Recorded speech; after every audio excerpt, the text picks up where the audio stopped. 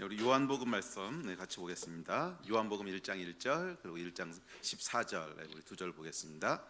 요한복음 1장 1절 또 1장 14절입니다.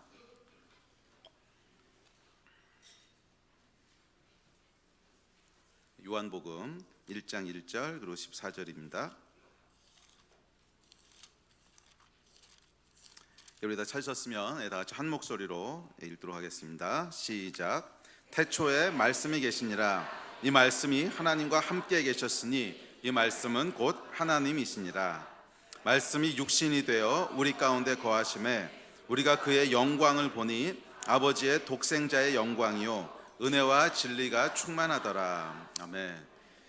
저희가 하나님은 어떤 분이신지에 대해서 살펴보고 있습니다. 사실 우리의 믿음 그리고 신앙의 기초는, 그리고 사실 기초라기보다 전부는 하나님이 어떤 분이신지를 아는 것입니다. 우리 하나님이 어떤 분이신지를 아는 것이 우리 신앙의 기초고 사실은 전부입니다. 그래서 우리가 지난 5월 달부터 시작해서 지금 한 4개월째 이 하나님이 어떤 분이신지, 하나님의 속성에 대해서 살펴보고 있습니다. 그래서 삼위일체 하나님에 대해서 살펴보기 시작해서 우리 하나님에 대해서 몇 번 살펴봤죠? 열 몇 번 살펴본 것 같은데 12번 살펴본 것 같고요. 그리고 지난주부터 이제 두 번째 삼위일체 중에 두 번째 위격에 해당하시는 성자 예수님은 어떤 분이신가 하는 것에 대해서 살펴보는 것을 시작했습니다. 그래서 이 성부, 성자, 성령 하나님은 한 분 하나님이십니다. 그래서 따로 떨어져서 사실 이야기한다고 하는 것이 그렇게 올바른 접근은 아닐 수 있지만, 그래도 하여간 편의상 성부, 성자, 성령 하나님의 약간 독특한 면들이 있기 때문에 그런 면들을 부각시켜서 살펴보고 있긴 하지만, 사실은 하나님의 속성이 예수님의 속성이기도 하고요. 그래서 하나님의 속성 가운데 자비하시고 인자하시고 영원하시고 전능하시고 이게 다 예수님의 속성이기도 합니다. 또한 지금 살펴보고 있는 예수님의 속성이 또한 성령님의 속성이기도 하고, 또 성령님의 속성이 동시에 하나님의 속성이기도 해요. 사실 그 분리한다고 하는 것이 무의미한 일이긴 하지만, 그래도 성부, 성자, 성령 이 세 분으로 존재하시고 또 세 분의 독특한 면들이 있기 때문에 그런 면들을 우리가 함께 살펴보고 있습니다. 그래서 오늘은 이제 그 두 번째, 예수님 어떤 분이신가에 대한 두 번째 시간입니다. 첫 번째 특징은 뭐라 그랬죠? 예수님의 첫 번째 특징은 성육신이에요. 성육신. 그래서 예수 하나님, 즉 성자 하나님이라고 했을 때 가장 중요한 특징은 인간의 몸을 입으신 하나님이시라는 거예요. 다른 하나님들이란 말은 좀 이상하다.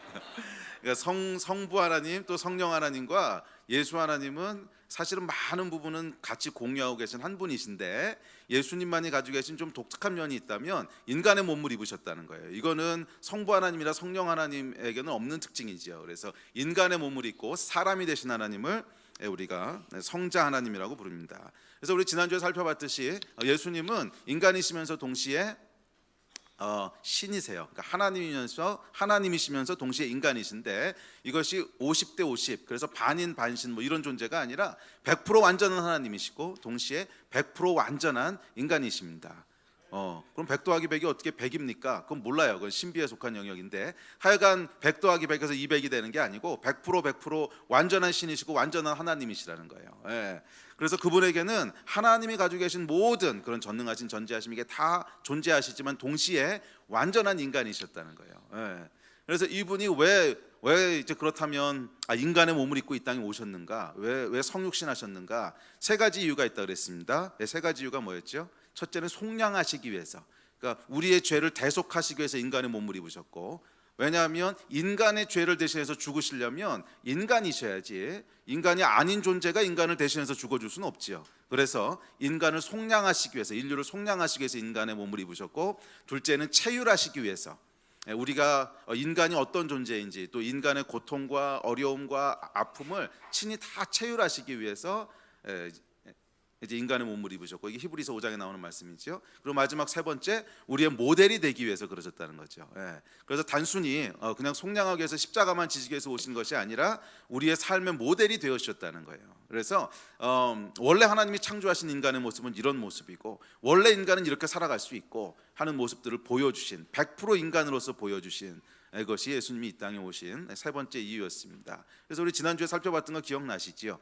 예수님이 행하셨던 수많은 기적과 이적과 능력들이 있었지만 그것은 예수님의 신분으로 행한 게 아니었다고 우리 성경을 찾아보면, 지난주 같이 찾아봤듯이 그것은 성령께 이끌려 성령께서 그를 통하여 일하시어 그러니까 이거 뭐냐면 예수님이 하나님이실지라도 그분이 행하셨던 초자연적인 능력은 성령을 통해서 행하셨다는 거예요. 그 말은 뭐냐면 모든 인간들이 예수님을 따라갈 수 있다는 거예요. 예수님이 하나님이시기 때문에 그렇게 사셨다면 우리의 모델이 되실 수 없지요. 근데 예수님은 하나님이시기 때문에 그렇게 사신 것이 아니라 100% 인간이신데 그렇게 사셨다는 거예요. 그래서 우리에게 예수 닮아가는 것이 무엇인지를 모델로 보여주시고 또 그것을 모든 믿는 자들의 영원한 목표가 되도록, 목적이 되도록 하시기 위해서 이 땅에 오셨습니다. 그래서 예수님이 뭐라 그러시냐면 내가 한 일을 너희도 할 것이고 내가 한 것보다 더 큰 일도 할 거라 그러셨어요. 만약 예수님이 하나님이셔서 그 일을 행하셨다면 예수님이 하신 일을 우리가 할 수가 없지요. 그리고 예수님보다 더 큰 일을 한다고 하는 것도 말이 안 되는데, 예수님이 하나님으로서 그 일을 행하셨던 것이 아니로 예수님은 인간으로서 그 일을 행하셨고 성령께서 그를 통하여 일하신 거라면 뭐 누구나 할 수 있는 일이라는 거죠. 그 안에 성령이 거하시는 자는 누구든지 이 일을 할 수 있는 자, 이것이 인간 예수님의 성육신입니다. 자, 오늘은 지난주에 말씀드렸듯이 그렇다면 왜 예수님께서 성육신 하셨는가, 왜 인간이 되셨는가 하는 것에 대해서 조금 더 깊게 살펴보려고 합니다. 자, 여러분, 예수님에게 있어 인간이 된다고 하는 것이 어떤 의미였을까요? 우리에게 예수님이 인간이 되셨다고 하는 것이 어떤 의미일까? 이렇게 물어본다면 앞서 얘기했던 아마 세 가지 이유를 댈 수 있을 것입니다. 예수님이 성육신하시고 인간의 몸을 입으셔서 우리가 속죄함을 또는 속량을 얻었습니다. 또 우리를 체휼하시는 분이 되셔서 중보자가 되십니다. 또 어쩌습니다. 뭐 이렇게 말할 수 있겠지만 우리에게 주는 의미 말고 예수님에겐 어떤 의미였을지 한번 생각해 보셨습니까? 성육신 된다고 하는 것, 인간의 몸을 입는다고 하는 것이 예수님에겐 어떤 의미일까? 아마 예수님이 제가 예전에 한번 어떤 일이 있었냐면요, 미국에서 비행기를 타고 가는데 정말 덩치가 산만한 남자가 제 옆자리에 탔어요. 정말 덩치가 산만한데 뭐 뚱뚱한 건 아닌데 운동을 많이 했는지 거구예요. 막 키가 2m도 넘는 막 이타만한 다 근육질인 사람이 탔는데 제 옆자리에 이렇게 딱 앉았는데 정말 불쌍하더라고요. 그런 거 보신 적 있어요? 정말 불쌍해요. 근데 또 표를 나중에 끊었는지 가운데 낑겨서 탔는데 이렇게 제가 제일 복도 쪽에 타고 안쪽에 또 뚱뚱한 아줌마 한 분이 있고 그리고 가운데 이분이 타셨는데 정말 비행기 가는 동안 요렇하고 움직이지도 못하고 약간 불쌍한 모습을 하고 있었는데, 여러분, 예수께서 인간의 몸을 입으신다고 하는 게 어떤 건지 한번 생각해 보십시오. 그 위대하시고 크시고 우주보다도 더 광활하시고 부족함이 없으시고 전능하시고 전지하시고 하실 수 없는 일이 아무것도 없는, 모든 걸 하실 수 있는 그분이 인간의 몸을 입는다고 하는 것은 여러분 정말 조그마한 박스에다가 자기 몸을 막 구겨 놓는 것 같은 불편함 아니겠어요? 얼마나 불편할지. 여러분, 만약 여러분들이 어느 날 갑자기 개미가 된다고 생각해 보십시오. 생각은 그대로 다 있어. 근데 갑자기 몸이 개미가 됐어. 그럼 여러분 얼마나 이게 좌절되고 불편할까 한번 생각해 보세요. 그전에는 자연스럽게 할 수 있던 일들이 더 이상 자연스럽지 않아. 그전에는 뭐 당연하게 생각했던 일들이 전혀 당연하지 않아. 할 수 없는 일들이 너무 많아. 오히려 할 수 있는 일이 몇 개 없어. 여러분, 굉장한 불편함과 굉장한 고통과 굉장한 좌절 아니겠습니까? 사실은 좌절을 넘어서서 모욕에 가깝지요. 인간이 갑자기 개미가 된다고 하는 것은. 사실은 예수께서 인간의 몸을 입으셨다고 하는 것이 이런 거라는 거예요. 그분에게는 큰 고통과 큰 불편함, 어쩌면 그것을 넘어서서 모욕이라는 거예요. 태초부터 계신 분, 온 우주를 창조하신 분, 못하신 일이 없으신 만왕의 왕, 하나님 자신이신 분, 그 크고 위대하신 분이 도대체 이 작고 초라한 육체 속에 들어올 수 있는지, 이게 참 신비죠. 어떻게 그분이 육체 속에 들어올 수 있는, 세상에서 가장 이해할 수 없는 일입니다. 그러나 예수님께서는 이 모든 불편과 모욕을 감내하시고 크고 위대하신 자기 자신을 이 작고 초라한 박스 속에 꾸겨 넣으셨어요. 예수님의 이 불편함을 한번 생각해 보십시오. 아니, 이게 어쩌면 불편함을 넘어선 절망이고 모욕이지요. 이 선교지에 가보면 당연하게 누리던 것들을 누리지 못하게 되는 경우가 많습니다. 이 불편함이 우리를 진짜 불편하게 했죠. 제가 한 10여 년 전에 이리안자야를 들어간 적이 있었는데, 이리안자야는 여러분 정말 이 문명화되지 않은 천연의 땅입니다. 이게 마리도와 천연의 땅이지 되게 불편한 곳이라는 거예요. 가보면 사람들이 석기시대 모습을 정말 하고 살아요. 이게 아프리카보다도 더 이제 문명화가 안 된 곳이 아마 이리안자일 것 같은데, 거기 가보면 사람들이 정말 옷을 다 벗고 아주 중요한 부위만 살짝 가리고 이 돌도끼 갖고 다니면서 이게 사냥해가지고 먹고 사는 동네거든요. 예. 그래서 저희가 갔더니 이제 손님들이 왔다고 점심을 대접하겠다고, 분명히 11시쯤 점심 대접하겠는데 오후 3시가 돼도 밥이 안 나오더라고. 그래서 왜 안 주냐고 나중에 물어봤어요. 거기 이제 통역해 주는 분이 계셔서. 그랬더니 사냥하러 나갔다고, 멧돼지 잡으러 조금만 기다리시라고, 잡아올 거라고. 뭐 그런 곳이에요. 그런 곳인데 가보면은 정말 불편합니다. 가장 불편한 게 뭐냐면 화장실. 가보면 화장실이라는 게 따로 없어요. 거적 하나 둘러놓고 이게 널판지 2개 되는 겁니다. 뭐 이게 화장실인데 그나마 문도 없어요. 문이 없어서 한 명은 이제 망을 봐야 되고 한 명은 볼일을 봐야 되는 이 불안함.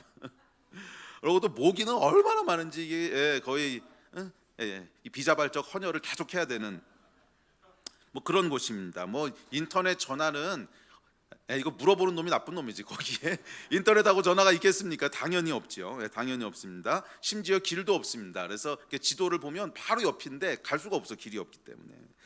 이 불편함이란 이게 사실은 불편함을 넘어선 좌절이죠. 좌절. 자, 근데 여러분 생각해 보십시오. 태초부터 계신 분, 무소부재하신 분, 전능하고 전지하신 분, 이 하나님이 인간의 육체 속에 자신을 꾸겨 넣으셨을 때 그 고통이 어떻을까? 그 불편함이 어땠을까? 그것은 아마 저희가 선교지에 가서 뭐 인터넷 없고 화장실 불편하고 해서 겪는 이 정도 고통이 아니었을 거라는 거예요. 무소부재하셨던 분이 이제는 공간의 제약을 받으십니다. 그 전까지 예수님께서는 하나님이셨을 때는 그냥 가시고 싶은 곳에 순식간에 임하실 수 있었어요. 왜냐하면 우주를 하나님이 지으셨으니까. 우주를 하나님이 만드셨기 때문에 그냥 화성에 가야지 그럼 쫙 하고 화성에, 물론 거기 뭐 들릴 일 별로 없었겠지만 하여간 어디든지, 우주 어디든지 간에 예수님이 가시고자 하면 순식간에 임하실 수 있는 분이셨습니다. 이것은 특별한 능력이 아니었어요. 그냥 그분의 본성이었습니다. 본성.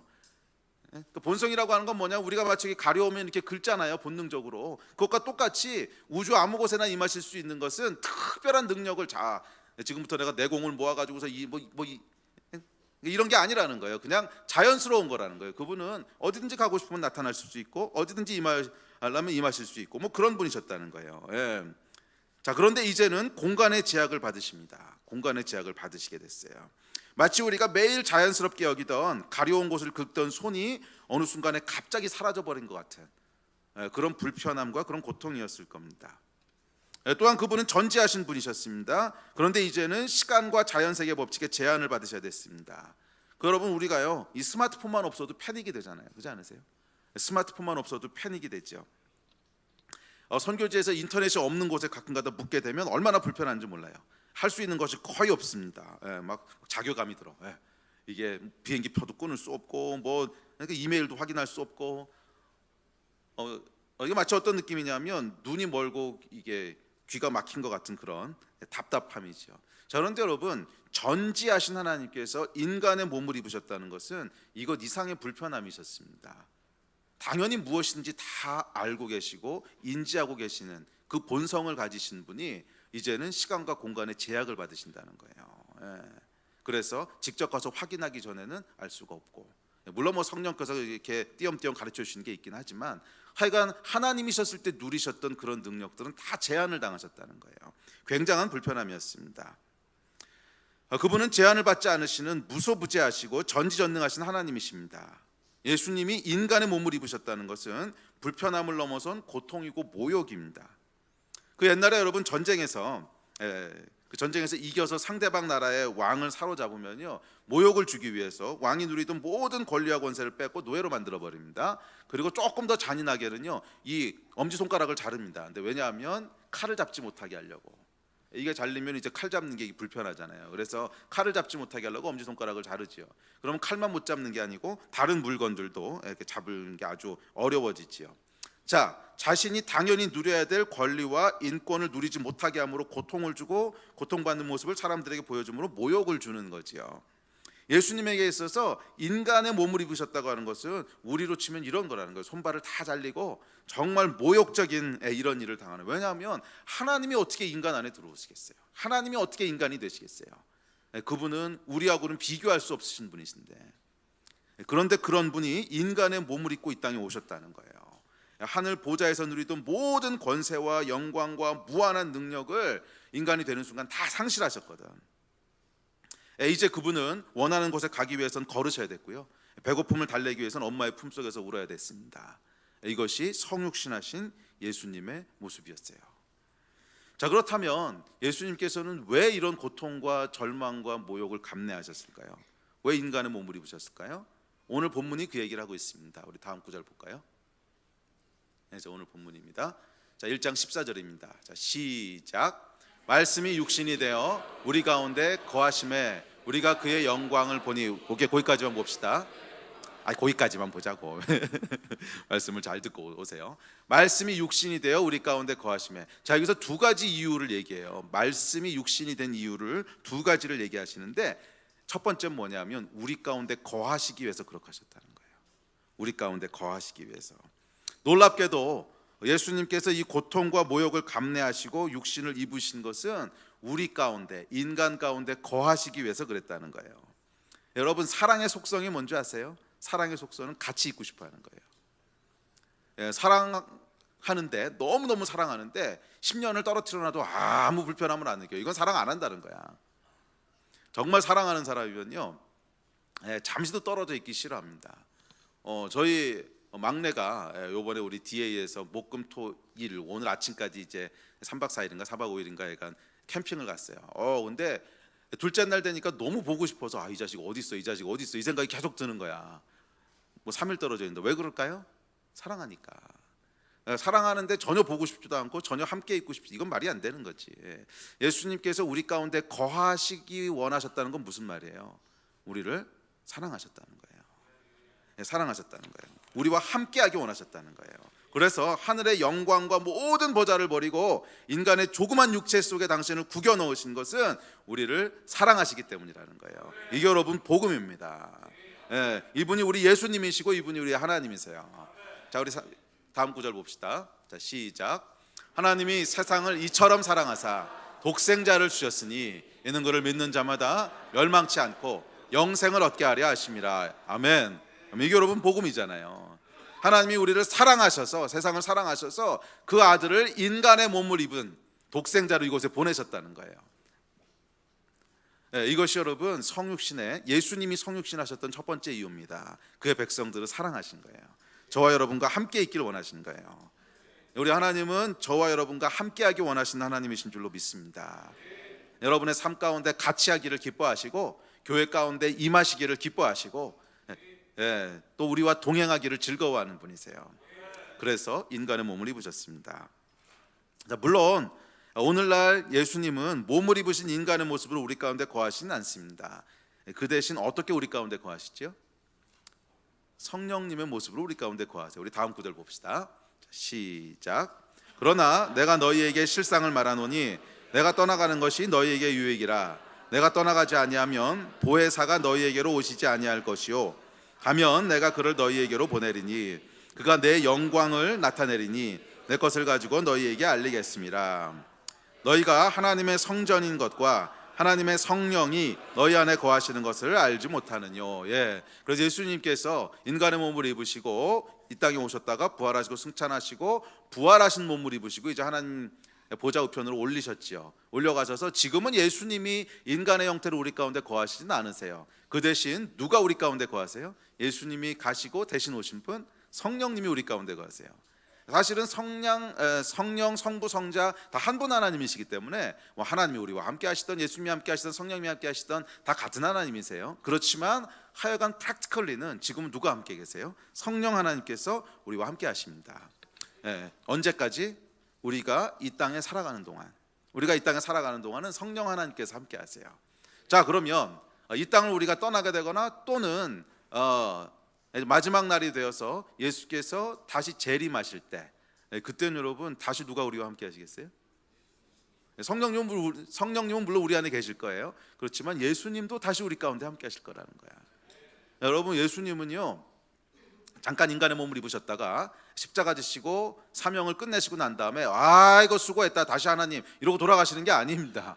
그분은 영원한 인간이 되신 거예요. 영원히 인간의 몸으로 거하시기를 선택하신 거예요. 여러분, 이것은 굉장한 희생입니다. 하나님이신 분이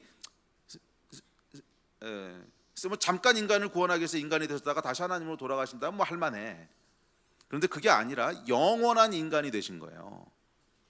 왜냐하면 여러분, 부활하신 몸은, 부활체는 죽거나 소멸되는 몸이 아니거든. 그리고 우리도 부활해서 그 몸으로 영원히 살 거거든. 그러니까 예수님이 그 첫 열매가 되셨거든. 그러니까 예수님은 부활하신 그 부활체로, 물론 우리 몸하고는 좀 달라요. 그렇지만 부활하신 몸을 입고 영원히 우리와 함께 하신다는 거예요. 할렐루야.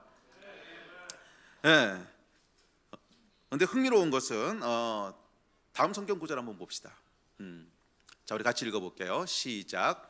말씀이 육신이 되어 우리 가운데 거하심에 우리가 그 영광을 보니 아버지의 독생자의 영광이요 은혜와 진리가 충만하더라. 자, 시작. 너희가 하나님의 성전인 것과 하나님의 성령이 너희 안에 거하시는 것을 알지 못하느뇨.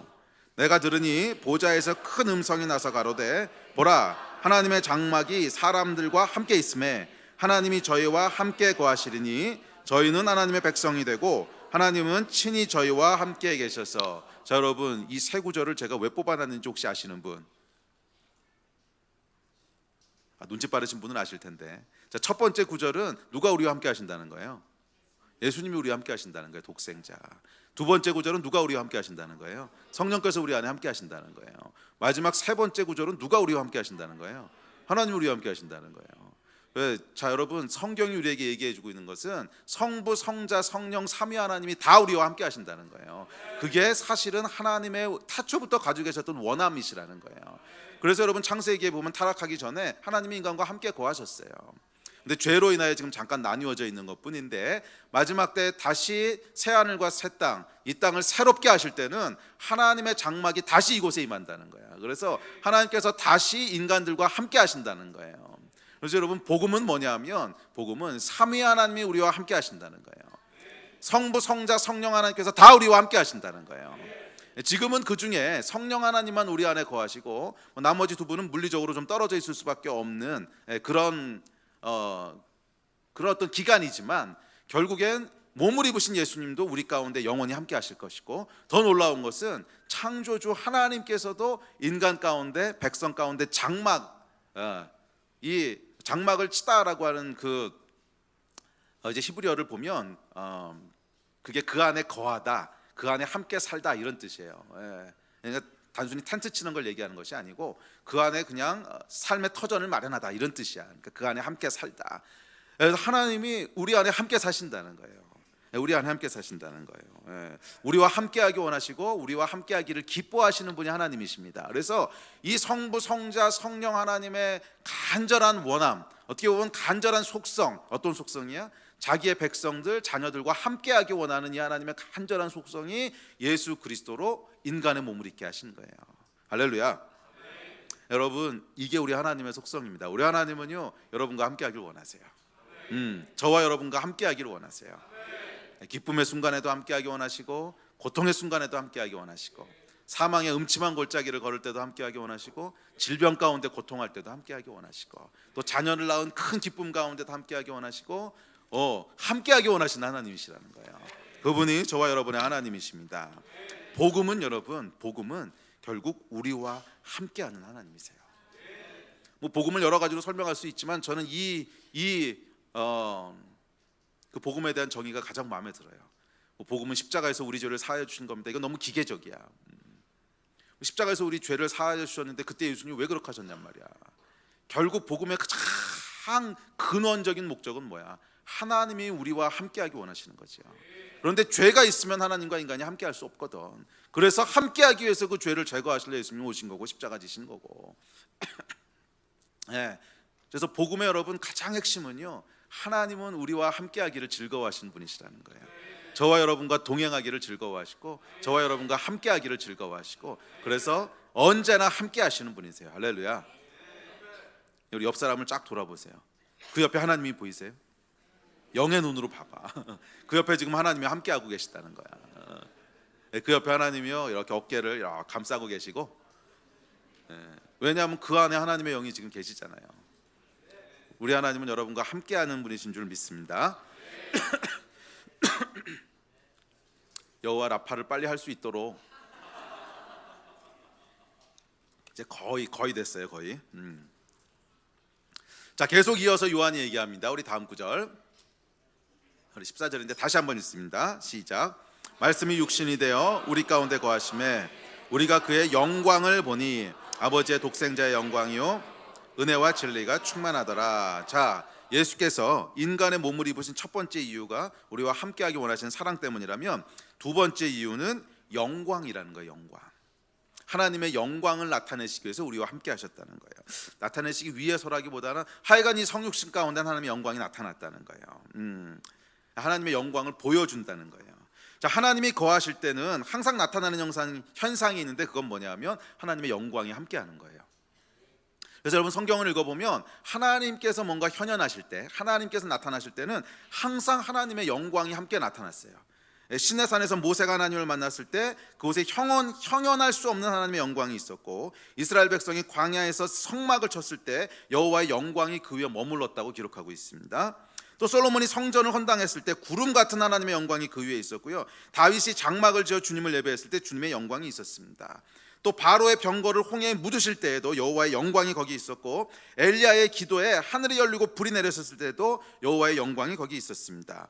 이사야가 하나님의 보좌를 봤을 때도 여호와의 영광이 거기 있었고, 다니엘이 주님의 방문을 받았을 때도 여호와의 영광이 거기 있었습니다. 그리고 오늘 요한이 육신으로 오신 예수님을 보았을 때도 그분의 영광이 거기 있었다고 얘기합니다. 하나님이 임하실 때는, 하나님이 나타나실 때, 하나님이 뭔가 일하실 때는 거기 반드시 따라오는 게 뭐예요? 하나님의 영광이라는 거예요. 영광. 자, 그렇다면 이 영광이라고 하는 뜻은 뭘까요? 영광이라고 하는 히브리 단어는 쉐카이나라는 단어도 있고 카보드라는 단어도 있고 여러 가지 단어들이 있는데, 하여간 영광을 나타내는 이 단어의 뜻은 뭐냐면, 특별히 카보드라고 하는 이 단어의 뜻은 뭐냐면 무거움, 장관, 풍성함, 뛰어남, 아름다움, 이런 뜻을 가지고 있어요.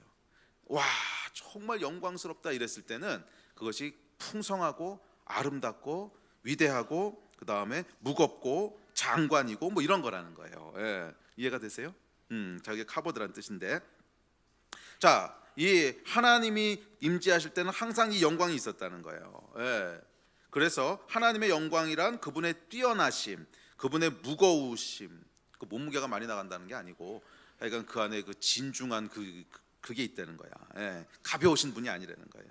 또 그분의 아름다우심, 그분의 풍성하심, 그분의 장대하심, 이런 것들이 함께 나타난다는 거지. 이게 영광입니다. 바로의 군대를 묻으실 때 하나님의 영광이 나타났습니다. 이 영광은 하나님의 능력이 바로의 군대보다 크고 위대하시다는 것을 드러내시는 영광이었어요. 그렇죠? 다음 구절 봅시다.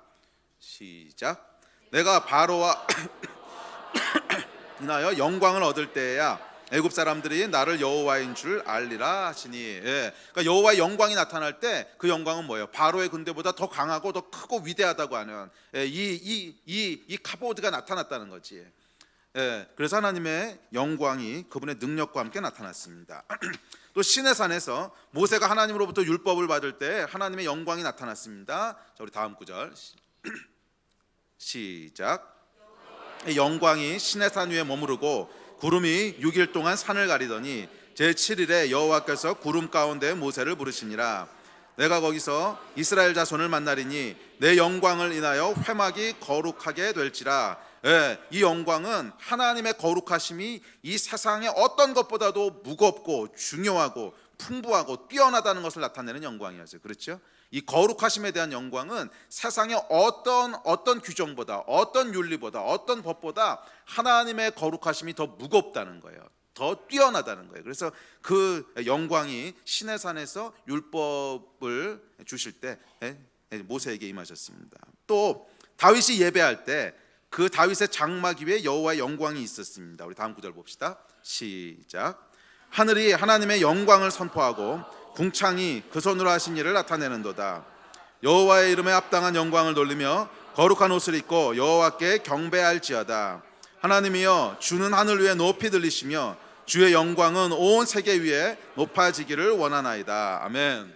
자, 이 영광은 뭐였냐면, 하나님은 우리의 예배를 받으시기에 합당하실 정도로 높으시고 존귀하신 분이시라는 거예요. 그분의 어떤 신분, 그분의 어떤 존귀하심, 그분의 어떤 뛰어나심, 왕의 왕 되심, 하여간 그분의 그 존귀하신 신분이 세상의 어떤 것보다도 뛰어나고 아름답고 풍성했다는 거예요. 그래서 그곳에 여호와의 영광이 임하셨다 이렇게 표현하고 있습니다. 자, 이것이 여호와의 영광이에요. 자, 그런데 이제 오늘 던질 질문. 그렇다면 요한이 마구간에 태어나신 아기 예수를 향해서 하나님의 영광이 나타났다라고 얘기할 때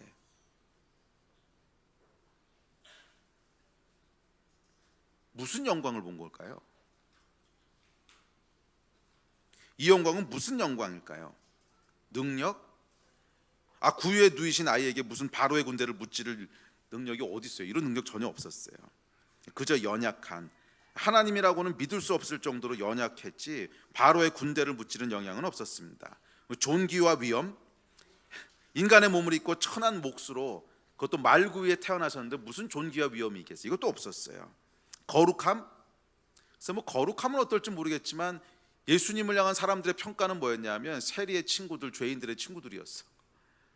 적어도 세상의 기준으로 볼 때 그렇게 거룩하고 이런 거 없었다는 거예요. 자, 그렇다면 요한은 육신을 입으신 예수님에게서 무슨 영광을 본 거냐는 거예요. 무슨 영광? 도대체 무슨 영광이 나타났기에 이 영광이 영광 중에 가장 뛰어난 영광이라고 묘사하고 있냐는 거예요. 이 영광은 여러분, 이 하나님의 영광은 태초부터 계신 크고 위대함 속에도 물론 있지만 또 바로의 군대를 한 번에 쓸어버리는 능력 속에도 그 영광이 있지만 그보다 더 크고 위대한 영광은 뭐냐면 그 모든 권세와 모든 위엄과 모든 풍성함을 가지신 분이 하찮고 비천하고 낮은 인간의 몸을 입고 이 땅에 오신 거라는 거예요. 그게 가장 큰 영광이고 가장 큰 신비라는 거야. 도대체 그분이 뭐 때문에 여기 오시냐? 오실 이유가 없다는 거야. 존귀와 위엄 가운데 계신 분, 부족함이 없으신 분, 모든 것을 소유하신 분, 그분이 근데 왜 이런 겸손과 희생의 자리로 오셨냐는 거야. 이게 여러분 하나님의 진짜 영광이라는 거예요. 물론 그분의 영광은 큰 능력 속에도 있어요. 또 그분의 영광은 어떤 화려한 위엄 속에도 있고 높은 지위 속에도 있고, 맞아, 하나님의 영광 맞아요. 그런데 진짜 하나님의 영광 중의 영광은 뭐냐면 그 부족함이 없으신, 비할 데 없으신 우주의 가장 중요하신 분이 겸손과 희생과 사랑 가운데 상상할 수 없는 자리로 내려오셨다는 거예요. 여러분, 사실은 이 인간이라고 하는 존재가 우주에서 얼마나 하찮은 존재인지를 한번 잠깐만 생각해 보십시오. 우리는 우주에서 찾을래야 찾을 수도 없는 존재야. 아무리 우주를 이렇게 들여다보고 확대해도 우리는 안 보여. 확대 아무리 해도요 지구 못 찾아요. 우주 전체 놓고 확대해봐 지구를 볼 수 있나? 못 본다고. 사실은 지구를 못 보는 게 아니고 우리가 속해 있는 은하계도 찾을 수가 없어요. 왜냐하면 1000억 개인데 은하계가 1000억 개인데 여러분 1000억 개를 우주 지도 이만하게 펴놓고 아무리 확대한다고 해도 1000억 개 있는 그 점 하나를 찾을 수 있겠냐고. 우주를 창조하신 분이 인간이 되셨다고 하는 것은 여러분 이것은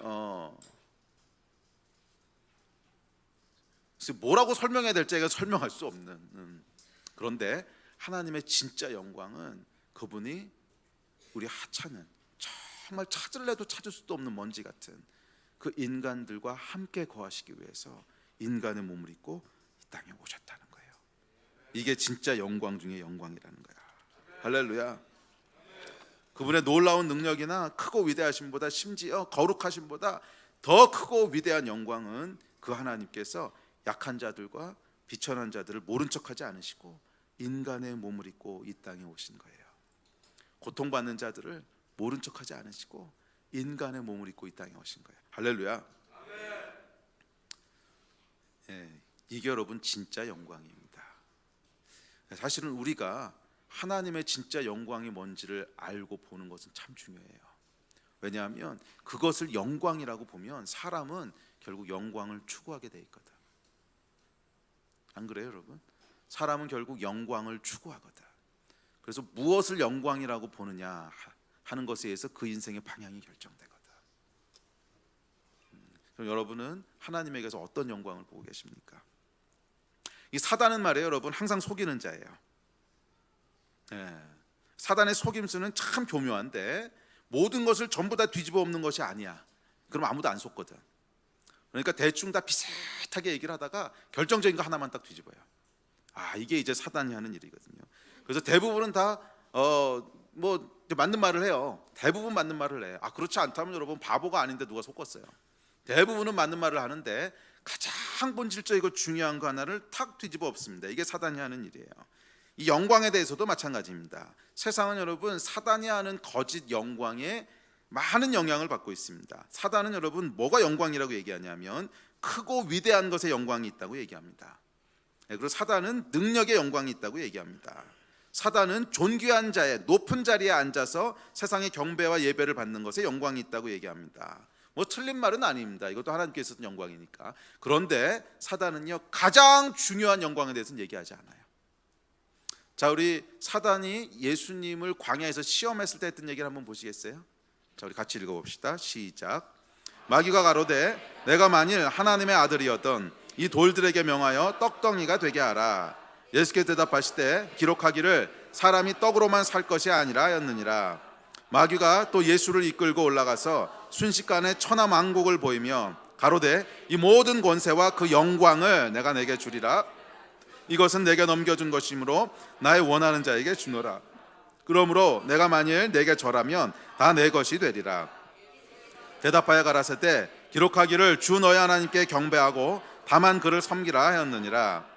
또 이끌고 예루살렘으로 가서 성전 꼭대기에 세우고 가로되 내가 만일 하나님의 아들이었던 여기서 뛰어내리라. 기록하였으되 하나님이 너를 위하여 그 사자들을 명하사 너를 지키게 하시리라 하였고 또한 저희가 손으로 너를 받들어 내 발이 돌에 부딪히지 않게 하시리라 하였느니라. 예수께서 대답하여 가라사대 말씀하기를 주 너의 하나님을 시험치 말라 하였느니라. 여러분 사단이 무엇으로 예수님을 유혹했나 보십시오. 사실은 이 유혹이 오늘날 사단이 세상을 유혹하고 있는 유혹이에요. 똑같은 유혹인데 첫째는 돌로 떡을 만들라는 거야. 이거 뭐야? 능력을 나타내라는 거야. 아니 하나님께서 바로의 군대를 묻어버리신 능력 가운데 영광을 두셨다고 했잖냐. 너도 능력을 행해보라는 거야. 이 능력에 영광이 있다는 거야. 그리고 여러분 실제 능력에 영광이 있습니까 없습니까? 맞아, 있어요. 왜냐하면 하나님은 능력이 있으신 분이시거든. 바로의 병거를 물에 묻어버리신 위대한 하나님의 능력을 통해 하나님의 영광을 나타내셨거든요. 사단은 하나님의 능력에 있는 영광을 부러워했습니다. 이것이 처음부터 사단이 가지고 싶어 했던 것이고 그래서 하나님을 대적하여 일어난 거예요. 사단이 세상에 주는 유혹이 있습니다. 능력의 영광이 있다는 것이고 사실 틀린 말은 아니에요. 자, 두 번째 했던 게 뭐예요? 천하만국을 다스리는 권세를 주겠다는 거예요. 왕의 자리, 존귀한 자리, 거기 영광이 있다는 거예요. 자, 이것으로 예수님을 유혹하고 또 오늘날 사람들을 유혹합니다. 이것도 뭐 완전히 틀린 말은 아니에요. 왕의 자리, 존귀한 자리에는 분명히 영광이 있습니다. 그리고 사단은 역시 이것을 부러워했기 때문에 하나님께 반란을 일으킨 거지요. 그 자리에 자기가 앉아서 영광을 얻고 싶어 했던 거지요. 셋째, 사단은 사람들의 주목을 끄는 크고 위대한 일을 행함으로 영광을 드러내라고 합니다. 큰 일을 행하신, 큰 일을 행하면은 큰 일을 했어. 뭐 돈을 많이 벌어서 큰 사업을 했다거나 아니면 뭐 큰 일을 하면 와 사람들이 이럴 거 아니야. 그러면 거기 영광이 있다는 거야. 자, 이것도 뭐 틀린 말은 아닙니다. 자, 사단은 말이에요. 능력을 통한 영광, 존귀하고 중요한 자리에 앉는 것에 대한 영광, 그리고 크고 중요한 일을 행함에서 오는 영광을 가지고 싶어 했단 말이야. 그리고 또한 세상에도 그것이 중요하고 그것이 영광이라고 이렇게 가르치고 부추깁니다. 그런데 사단이요 절대로 가지고 싶어 하지 않는 영광이 있습니다. 이 세 가지 영광은 다 가지고 싶어 해. 절대로 가지고 싶어 하지 않는 영광. 그게 뭐예요? 하나님이 인간의 몸을 입으시고 이 땅에 오시면서 보여주신 요한복음 1장 14절의 영광. 이건 사단이요 가지고 싶어 하지 않아요. 쳐다보고 싶어 하지도 않아. 근데 사실 여러분 성경은 이 영광이 모든 하나님의 영광 중에 가장 위대한 영광이라는 거예요. 그리고 사실은 그 나머지 아까 크고 중요하고 존귀하고 이 영광을요 온전한 영광 되게 하는 것은 이 영광이기 때문에 그런 거예요. 아니에요? 크고 위대하고 존귀한 분이지만 그런 존재가 연약한 사람들, 미천한 사람들, 고통받는 사람들을 멸시하지 않고 그들을 진심으로 사랑해서 함께 거하기를 원하고 그래서 그들과 같이 되는 이 영광 중에 영광이 있을 때 그분의 능력, 그분의 존귀, 그분의 큰일 행하심이 온전한 영광이 되는 거지 않아요?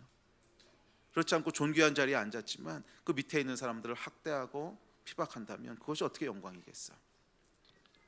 이 하나님의 영광을 뭐 능력도 영광이고 뭐 존귀함도 영광이고 큰일도 영광이고 오케이 다 영광입니다. 그렇지만 이 영광이 진짜 영광이 되는 하나님의 영광의 엑기스, 하나님의 영광의 가장 중요한 그 영광은 뭐냐면 인간의 몸을 입으신 예수님이시라는 거예요. 낮은 곳에 임하시는 분, 고통받는 자를 멸시치 않으시는 분, 연약한 자들과 함께하길 원하시는 분, 이것이 여러분 진짜 영광이에요. 자, 그런데 이 오늘날 세상은 말이에요, 이 사단이 얘기해 주는 영광을 영광이라고 생각하고 오히려 하나님의 진짜 영광에 대해서는 따르려 하지 않습니다. 오히려 그것을 미련하다고 하고 손가락질하고 멸시합니다. 자, 이것이 사단과 그의 거짓말에 속은 세상이 취하는 태도입니다. 진짜 영광에 대해서는 그리 달가워하지 않는다는 거예요. 그러나 여러분 기억하십시오. 하나님의 가장 큰 영광은 사단이 절대로 미칠 수 없는 영광은 흉내낼 수 없고 또 너무 크고 위대해서 사람들이 잘 알아보지도 못하는 영광은 겸손과 희생과 그분 속에 있는 온유와 사랑이에요. 아멘. 전 우주가 놀라고 경외하고 이해할 수 없어 예배하게 되는 그 영광은 태초부터 계신 분이 인간의 몸을 입고 우리 가운데 거하시기 위해 마구간의 어린아이의 모습으로 온 것이에요. 할렐루야. 이것이 진짜 예수님의 영광인 줄 믿습니다. 오늘날 많은 사람들, 많은 교회들이 크고 성공하면 하나님께 영광을 돌립니다.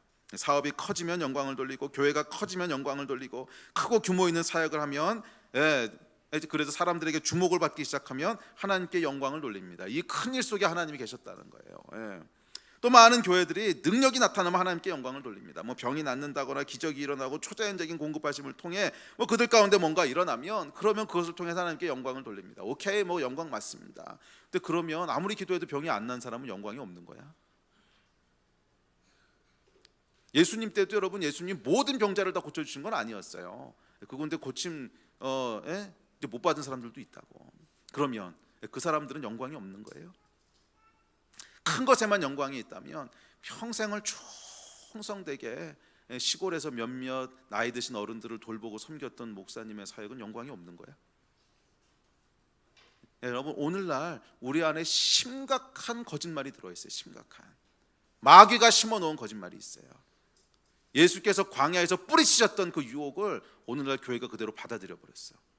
큰 것에 영광이 있다는 거야. 능력에 영광이 있다는 거예요. 천만에 만약 그게 영광에 있는 거였으면 예수님이 그때 취하셨죠. 마귀가 광야에서 예수님께 유혹했던 그 거짓말에 오늘날 많은 사람들, 뭐 세상 사람들은 말할 것도 없고 교회도 그것을 받아버렸어요. 그래서 크게 되면 영광이 있다고 얘기하고, 능력이 나타나면 영광이 있다고 얘기하고. 일단 좋습니다. 하나님이 그렇게 영광을 드러내기도 하시죠. 뭐 큰 일, 중요한 일, 병의 치유, 이것 통해 하나님 영광을 드러내시기도 하십니다. 그러나 하나님의 그 영광을 진짜 영광되게 하는 가장 중요한 영광은 뭐예요?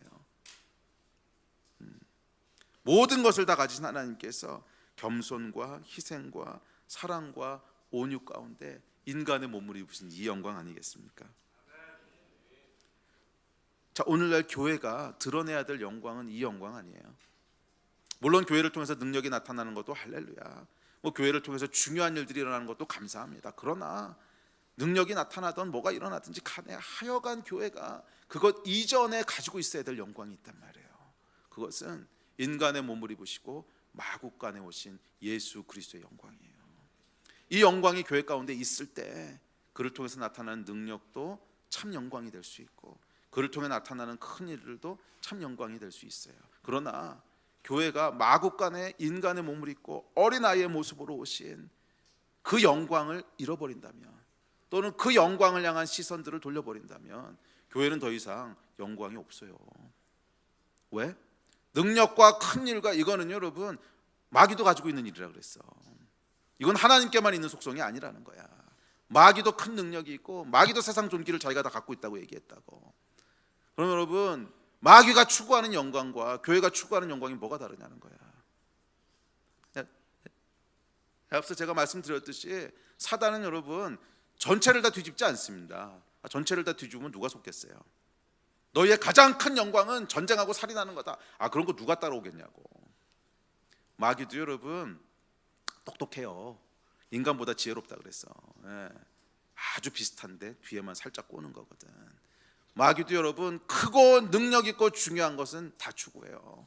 그렇다면 오늘날 믿는 사람들과 오늘날 교회들이 마귀가 추구하는 것과 뭐가 다르냐 말이야. 이 유일한 차이는 뭐냐 하면 하나님의 영광이 진짜 영광이셨던 그 이유. 비록 모든 권리와 모든 권세와 모든 걸 다 가지고 계셨지만, 부족함이 없으셨지만, 그럼에도 불구하고 연약한 자들을 멸시치 않으시고 가난한 자들을 무시하지 않으시고 그들에게 마음을 주시고, 그래서 그들과 함께하기 원하시고 그들 가운데로 들어가기를 원하시고, 그래서 인간의 몸을 입고 마구간에 임하신 그 예수님, 이것이 여러분 진짜 영광인 줄로 믿습니다. 예배팀 앞으로 나오십시오. 오늘날 여러분 세상뿐만 아니라 많은 교회와 많은 그리스도인들도 사실 정말 영광을 담아내는 그릇들은 참 찾기 힘들다는 그런 시대입니다. 저희도 마찬가지고, 많은 사람들의 시선, 많은 교회들의 시선이 더 큰 일, 더 중요한 일, 더 능력 있는 일들을 계속 바라봅니다. 그것이 틀린 것은 아닙니다. 왜냐하면 하나님은 분명히 그 영광이 있으셨으니까. 그렇지만 교회가 진짜 하나님의 영광을 담아내려고 한다면 이 영광들 이전에 먼저 있어야 될 영광이 있습니다. 그것은 인간의 몸을 입으신 예수 그리스도가 요한복음 1장 14절에서 말하고 있는 그 영광을 드러내신 거예요. 우리도 그 영광이 드러날 때 교회를 통해서 세상이 하나님의 영광을 보게 됩니다.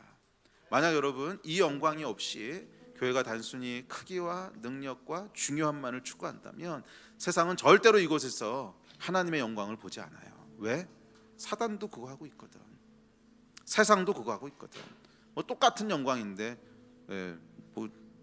교회라고 뭐가 다르겠어요? 전혀 거기서 아무런 차이를 느끼지 못한다는 거예요. 세상이 하나님의 영광을 보게 되는 것은 독생자 예수 그리스도의 영광이에요. 성육신하신 인간의 몸을 입으신 그 영광이에요.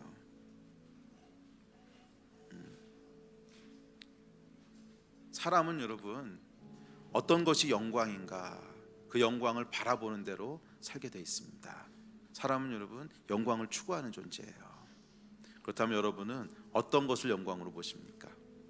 우리는 어떤 것을 영광으로 보고 있습니까? 우리가 영광이라고 생각하는 건 뭡니까? 어떤 걸 봤을 때 와, 정말 저게 진짜인데, 언제 여러분 이 생각이 드십니까? 홍해를 가르고 바로를 묻어버린 하나님의 영광입니까? 아니면 겸손하게 인간의 몸을 입고 이 땅에 오신 마구간에 오신 그 참 예수님이 이 땅에 오실 때 정말 영광이란 영광은 다 벗어버리고 오셨어요. 정말 영광이란 영광은 다 벗어버리고 오셨어요. 마구간으로 임하시죠. 전혀 별 볼 일 없는, 세상의 눈에는 전혀 영광스러워 보이지 않는 그곳에서 영광을 볼 수 있는 사람이 사실은 하나님의 사람이에요. 저는 저와 여러분 가운데 또 우리 교회 가운데 이 영광이 임하게 되기를 주의 이름으로 축복합니다. 진심으로 축복합니다. 크고 중요한 일, 능력 행하십시오. 하나님이 주시면 부인할 필요는 없습니다. 그러나 그것에 우리의 눈을 고정하지 마십시오. 우리의 눈은 성육신하신 예수 그리스도의 영광에 고정하십시오. 그러면 그 나머지 영광은 따라오는 거예요. 능력 필요하면 하나님이 행하시겠죠. 기적 필요하면 하나님이 행하시겠지. 크고 중요하게 세우실 일이 있으면 세우시겠지. 하지만 그것이 우리의 영광이어서는 안 돼요. 우리의 영광은 성육신하신 예수 그리스도, 우리가 바라고 우리가 정말 얻기 원하는 영광은 예수 그리스도의 겸손과 사랑, 우리가 정말 얻기 원하는 영광은 인간의 몸을 입으신 예수 그리스도의 그 영광. 이거 여러분, 저와 여러분의 영광이 되고 싶지 않으십니까? 이 영광에 참여하는 여러분들 되시기를 주의 이름으로 축복합니다. 자리에서 같이 일어납시다.